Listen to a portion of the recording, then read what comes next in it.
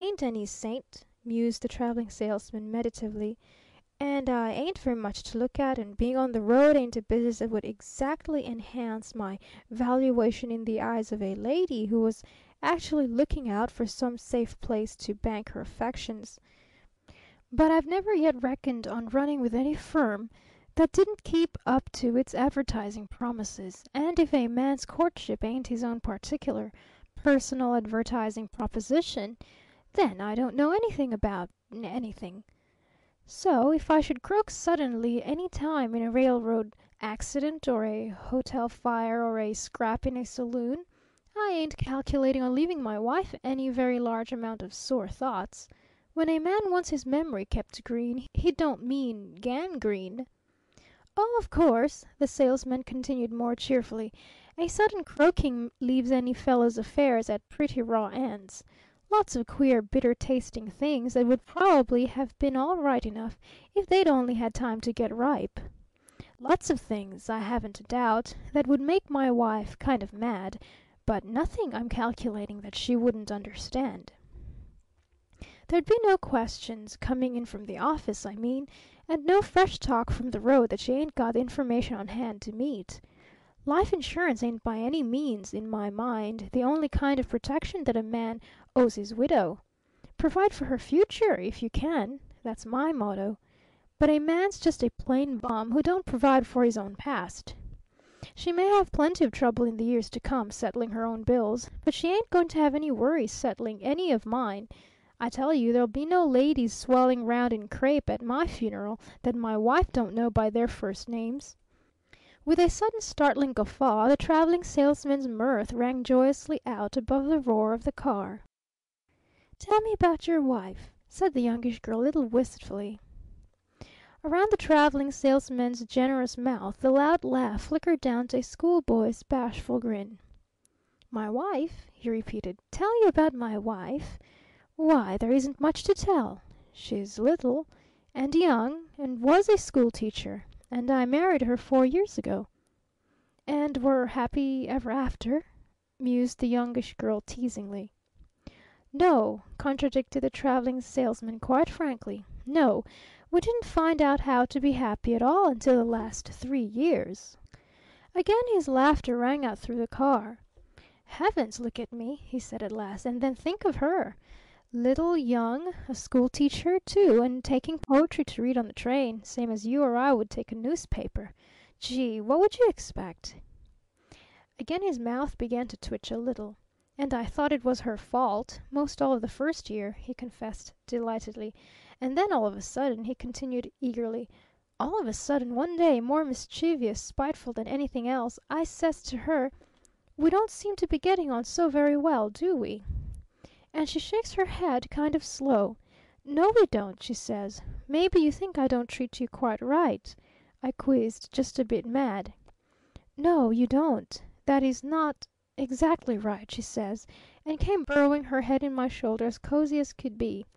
'Maybe you could show me how to treat you righter,' I says, a little bit pleasanter.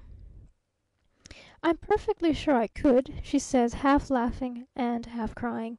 'All you'll have to do,' she says, 'is just to watch me.' 'Just watch what you do?' I said, bristling just a bit again. 'No,' she says, all pretty and soft like. 'All I want you to do is to watch what I don't do.'" With slightly nervous fingers the Traveling Salesman reached up and tugged at his necktie as though his collar were choking him suddenly.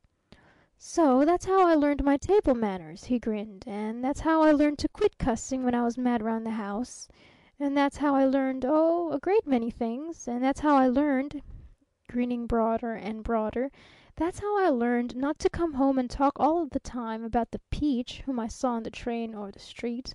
My wife, you see, she's got a little scar on her face. It don't show any, but she's awful sensitive about it. And, 'Johnny,' she says, 'don't you ever notice that I don't ever rush home and tell you about the wonderful, slim fellow who sat next to me at the theater, or the simply elegant grammar that I heard at the lecture? I can recognize a slim fellow when I see him, Johnny,' she says, 'and I like nice grammar as well as the next one. But praising 'em to you, dear, don't seem to me so awfully polite.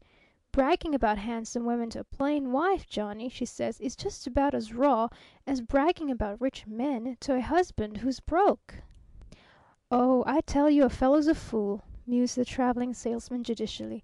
"A fellow's a fool when he marries who don't go to work deliberately to study and understand his wife. Women are awfully understandable if you only go at it right. Why, the only thing that riles them in the whole wide world is the fear that the man they've married ain't quite bright.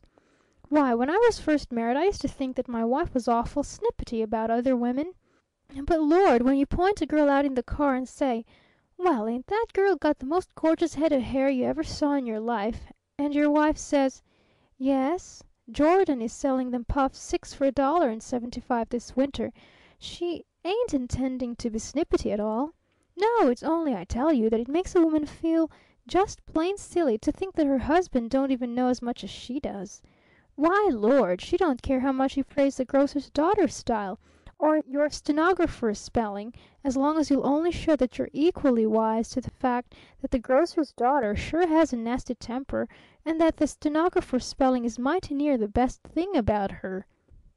Why, a man will go out and pay every cent he's got for a good hunting dog, and then snub his wife for being the finest untrained retriever in the world. Yes, sir, that's what she is, a retriever. Faithful, clever, absolutely unscarable, with no other object in life except to track down and fetch to her husband every possible interesting fact in the world that he don't already know. And then she's so excited and pleased with what she's got in her mouth that it most breaks her heart if her man don't seem to care about it. Now, the secret of training her lies in the fact that she won't never trouble to hunt out and fetch you any news that she sees you already know. And just as soon as a man once appreciates all this, then joy is come to the home. Now, there's Ella, for instance," continued the Traveling Salesman thoughtfully. "Ella's a traveling man, too. He sells shotguns up through the Aroostook. Yes, shotguns. Funny, ain't it? And me selling undervests. Ella's an awful smart girl. Good as gold. But cheeky? Oh, my!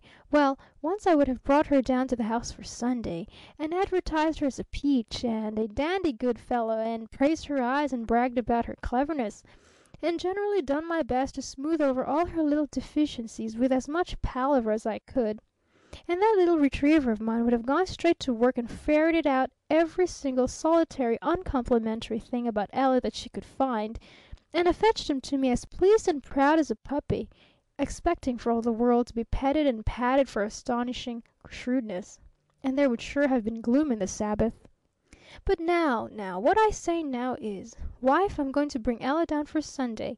You've never seen her, and you sure will hate her. She's big and showy and just a little bit rough sometimes, and she rouges her cheeks too much, and she's likelier than not to chuck me under the chin. But it would help your old man a lot in a business way if you'd be pretty nice to her. And I'm going to send her down here Friday, a day ahead of me, and, oh, gee!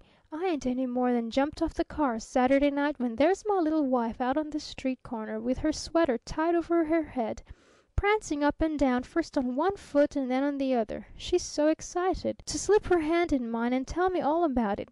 And Johnny, she says, even before I've got my glove off, 'Johnny,' she says, 'really, do you know, I think you've done Ella an injustice.